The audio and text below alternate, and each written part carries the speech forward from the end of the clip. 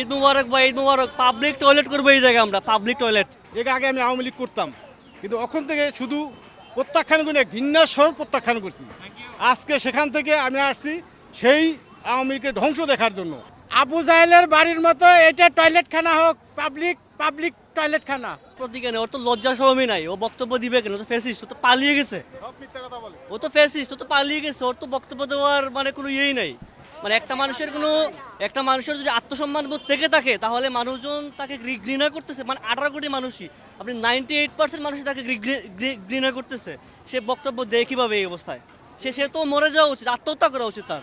আচ্ছা, আমি মনে করি যে বাংলাদেশে যে ভোটাধিকার হরণের কারণে, মানুষের মৌলিক অধিকার হরণের কারণে যে একটা ফেসিবাদ সৃষ্টি হয়েছিল বা স্বৈরাচার সরকার প্রতিষ্ঠিত হয়েছিল, তার যে প্রতিক্রিয়া স্বরূপ জনগণ আজকে যে বাড়ি ভাঙ্গা হচ্ছে, তা আমরা এরকম বাড়ি ভাঙ্গা আশা করব ভবিষ্যতে যেন আর কোনো স্বৈরাচার বা কোনো সরকার এসে মানুষের মৌলিক অধিকার কেড়ে না নেয়, ভোট অধিকার কেড়ে না নেয়, স্বৈরাচার কোনো সিস্টেম আর যেন প্রবর্তন না হয়। যদি আবারও ভবিষ্যতে এরকম স্বৈরাচার প্রতিষ্ঠিত হয় কোনো সরকার বা কোনো দল এসে, তাহলে আমার মনে হয় এই যে বাড়ি ভাঙ্গার যে একটা রীতি, বাড়ি ভাঙ্গার যে একটা সিস্টেম শুরু হয়েছে, বাড়ি ভাঙ্গার যে একটা নিয়ম শুরু হয়েছে, আমার মনে হয় এটা বহুকাল পর্যন্ত আমাদের এই বাড়ি ভাঙ্গার নিয়মটা বইতে হবে এবং দেখতে হবে।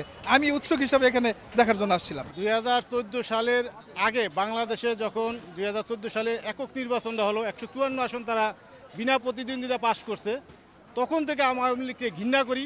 এর আগে আমি আওয়ামী লীগ করতাম, কিন্তু ওখান থেকে শুধু প্রত্যাখ্যান করে ঘৃণার স্বর প্রত্যাখ্যান করছি।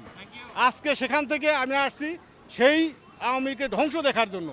তারা বাংলাদেশে যাতে এই রকম ফেসিবাদী সন্ত্রাস খুনি আর যেন কোনো সরকার যাতে না হয়, এটার জন্য আমি আজকে সিনারি দেখতে আসছি, যে আমার সেই ঐতিহাসিক যে সন্ত্রাসের আতুরখানা সেটা আজকে ভেঙে ফেলাইলো, এটা দেখার জন্য আজকে আমি এখানে আসছি। যে আমরা এখানে আসার প্রধানত যে কারণ, আজকে স্বৈরাচারের যে পতন এবং তার ধ্বংস, সেই ধ্বংসের লীলা খেলা দেখার জন্য এখানে এসেছি। এবং এই ধ্বংসের লীলা খেলার আমি মনে করি এবং আপামর জনতা মনে করে যে আজকের এই ধ্বংসের একমাত্র কারণ মানুষের উপর জুলুম নির্যাতন, বিশেষত এদেশের আলে মুলামা তাওহীদি জনতাকে অত্যাচার, মামলা হামলা এবং পেরেশানি এবং তাদেরকে নির্যাতন জুলুম করার কারণে আজকে তার এই ধ্বংস অনিবার্য হয়ে আসছে। আমরা যুগে যুগে দেখেছি যত স্বৈরাচার শাসক আছে শুধু মানুষের উপর অত্যাচার আর জুলুম করার কারণে হয়েছে।